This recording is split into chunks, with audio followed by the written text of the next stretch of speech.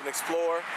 I'm right here at on 8 Mile in Ralston, right over here by the Michigan State Fairgrounds and Exposition Center. And what I'm going to do, brothers and sisters, is take you on a journey, a video journey down this road here. And what we're going to do is we're just going to look around, brothers and sisters, real quick, and then we're going to come on out of here. This right here, as I talked about to a lot of people, I was telling people that they're getting ready to sell the state fairground. When I talk about they, I'm talking about the state of Michigan, Governor Rick Snyder. And it came out the other day that they're getting ready to sell it to a private interest. Now, a lot of people don't understand what's getting ready to happen because a couple of years ago, it was Jennifer Granholm that talked about the state of Michigan can no longer support the Michigan State Fair. So it's been closed for about the last 2 or 3 years, if I'm not mistaken, as of this year.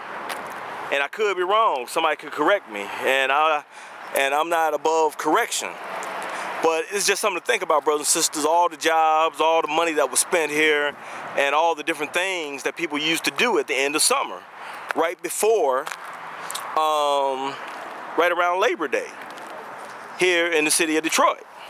And it's no accident, and it's not coincidence.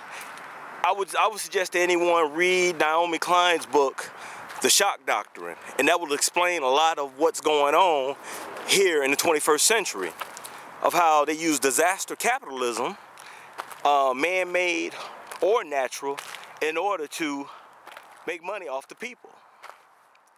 Well, brothers and sisters, I'm here on the State Fairground, and what I'm doing is I'm panning around. I'm not going to be over here too long. And we see how quiet it is over here. And we can think about how so many activities used to go on here. And, you know, with amusement, you know, the amusement park rides, such as roller coaster, Ferris wheel, bumper cars, cotton candy, popcorn, hot dogs, soda, and a number of different activities was going on here.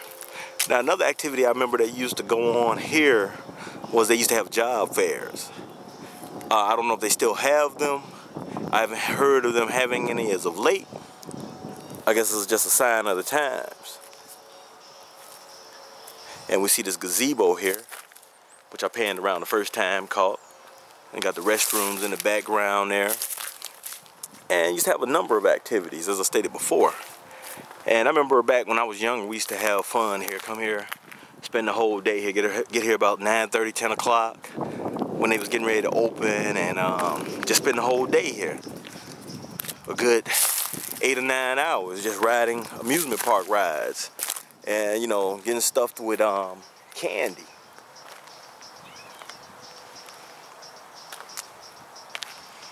And what we're gonna do is we're gonna go look at something else around, you know, look at some more items, you know, some more things that's around here.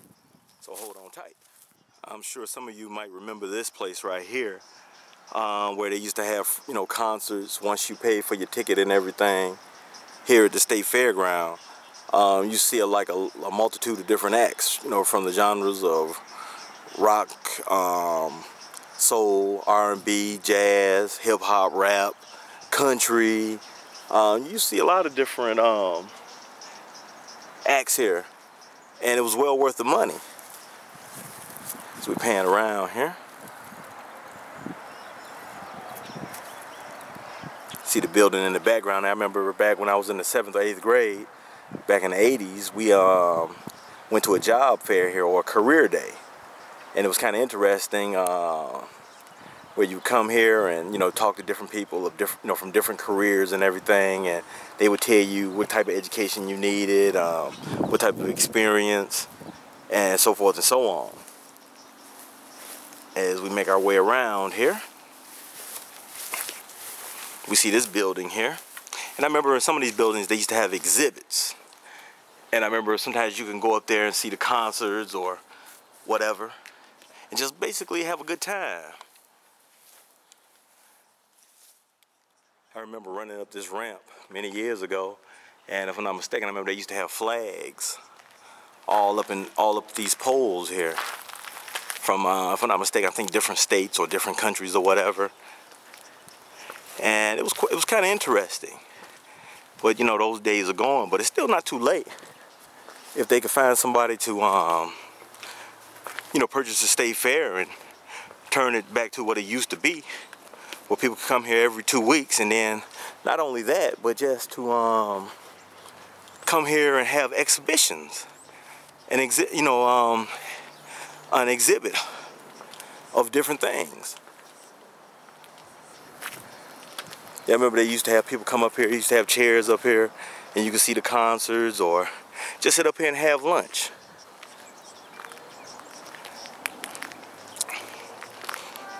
We'll go around real quick here. And I remember a lot of the workers that used to come here, they would come here from, you know, traveling with the carnival, and they would basically spend money in the community. They would spend money over there at the place called the Stone House, buy beer, alcohol, get drunk. They would also spend money at the hotel over on Woodward called the Lido Hotel. And one of the interesting things about that was they would be picking up prostitutes and fueling the economy that way. So it was like a offshoot of not just the city of Detroit making money or the county, but the state also. And then we can't forget about Uncle Sam, because you know he gonna get his share right off the top. And then also the underground economy. So you had 4 or 5 different entities making money. And what we're gonna do is we're gonna go to another spot, so hold on tight. There's the giant stove that was burned down last year around Angels Night 2011. I think it was either October the 30th or 31st when somebody, you know, carelessly burned it down. I could be wrong, but that's a damn shame. You can't keep nothing in the city of Detroit. You know, just a quick shot there as we pan around. There's the DDOT Transit Center, Smart Transit Center, or the Fairground Transit Center, where DDOT and Smart buses come in to park and pick up passengers. That's right there on Woodward. Now what we're gonna do is we're gonna head back on out and look around some more. Got these little sheds here.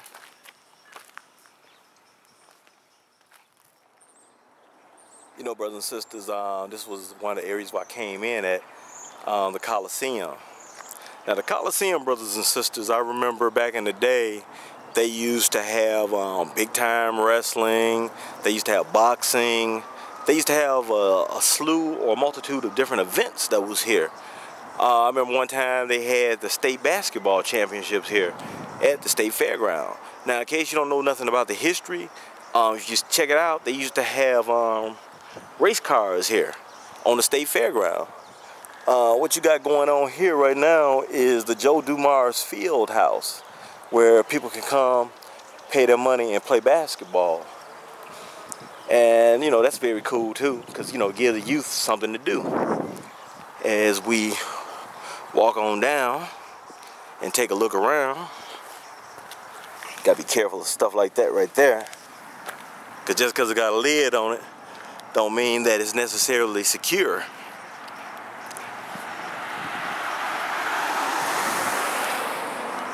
And then you got all types of people that come here from miles and miles around, and that's the sad thing. You used to have people coming from different parts of Michigan to come here to either enjoy the fair, or either just to come here to you know, make money.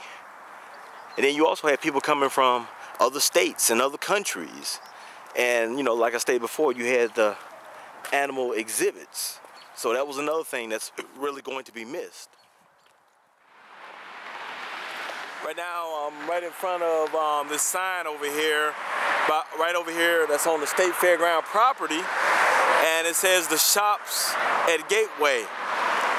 And I remember some years ago, it used to be neighborhoods right here.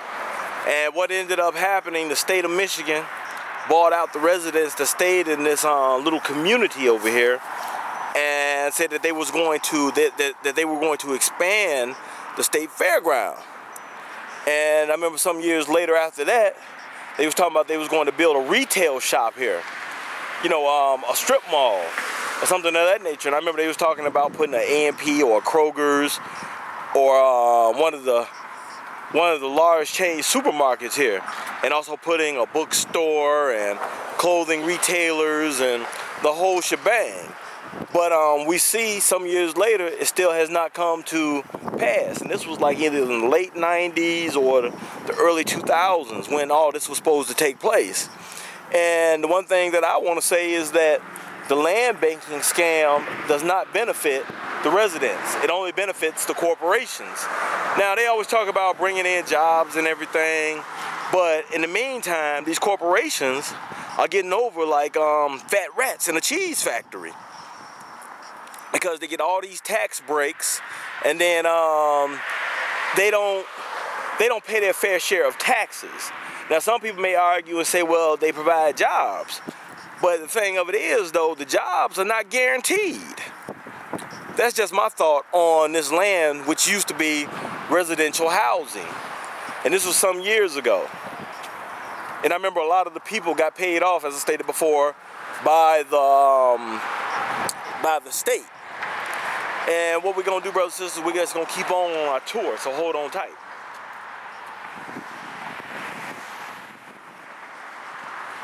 Welcome, Michigan State Fair, main entrance. I'm over here on Woodward, and right now as I pan to the left, the traffic is heading north towards 8 Mile, over the bridge, and on the main, this is one of the main thoroughfares.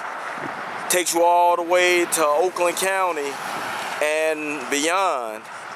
That is headed straight towards Ferndale right now. As I pan over to the right, got the cemetery behind us. A lot of famous people are buried there.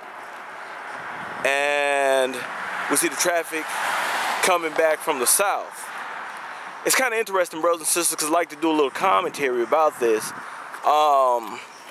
You got a lot of people that used to come here year after year at the end of August, for the last 2 weeks of August, and come to the State Fair. And I remember the parking lot used to be full. You couldn't find a parking space here. And I remember you used to have people or customers come in, patrons, to come and park all up and down Woodward. And a lot of tickets were given. So the state and the city and the county was making money hand over fist by passing out them tickets. So now it's like one of them things where the fairground is now just sitting vacant. And you know, I heard today, by the way, today's date is April the 7th, 2012, that they are looking to sell the state fairground. Now, all this is no coincidence that, you know, since since by this being state property, that they were eventually going to sell it. Now they got a few clauses and everything saying that it's not to be turned into a racetrack, it's not to be sold for other purposes for profit. But the thing of it is, it's crazy because it's just land that's just sitting here. Yeah, this is Brother I.M. the Urban Explorer. I'm over here on the south side of the State Fairground, brothers and sisters, as I pan my camera to the right, and we see how empty it is, how it's just sitting here desolate. And soon the state will be selling off this over 160 acres to a private interest, or to a corporation, or to a business. So it's going to be one of those things, brothers and sisters, where it's going to be very interesting to see. Now, I remember back in the day, people used to come out here in the second or third week of August to apply for employment here. And used to have people lined up all the way down there at Woodward and all the way down here on this fence right here to the east and to the west. And so now we're going to see what's going to happen. And it's going to be very interesting, to say the least. This is Brotha I.M, the Urban Explorer once again. As I pan my camera from to the left, what you were just looking at was part of the city of Detroit, a neighborhood over off some railroad tracks. And as I keep panning, we come to the State Fairground once again, or this area which used to be known as Softball City. Now, Softball City, brothers and sisters, has been abandoned or been closed down for a number of years. Now, I remember back in the day, you used to come up here, they would have softball games where people would come up here, practice, they would have leagues, they would have a lot of different activities up here. And the other thing too, is you can look at how many poles are out here, if you can really see them. They had a number of well-lit softball diamonds. And then that that place right there was like the clubhouse where people could go and buy alcoholic beverages, buy hot dogs, buy drinks or whatever, and basically, you know, get something to eat or get something to drink. I'm just gonna leave it like that. And that used to be a fun place from what I understand. Now the land itself is still being utilized. It's being utilized by the big three. I think they signed a contract with the state of Michigan or whoever owns this land to stage vehicles up here. And they would have them secured, or they would have security around the clock. They have guards at the gate, State Fair gate, guards down by the 8 Mile gate, and in between. And if I'm not mistaken, I think when they didn't have the guards, I believe that they had dogs out here, trained watchdogs that would watch the area. And that was something that I wanted to get in here today, but I didn't want to take the chance because it's so open. You know, it'd be just my luck. I step in here and I get busted by the police, or by the state police, excuse me. Because this is all state property, Michigan property for the state of Michigan. As we pan around here to the left once again, we see more residential houses. Now this area that I'm in, by the way, one day I'm gonna take you through there. Well, one day I'm hoping to come over here and infiltrate and get some good footage. And I don't think I'm gonna be able to go into that structure because I think they're doing some renovation. So something's getting ready to happen on this land. Because the day before, they was talking about it on the news of what the state is going to do with this land, formerly called the State Fairgrounds. Pan around one more time. And that's another thing I like doing too, is walking the railroad tracks from time to time. You never know what you're gonna find. People say it's dangerous, but hey, I'm an urban explorer. I'll try to go anywhere with camera in hand. Till next time, this is Brotha I.M, and I say peace.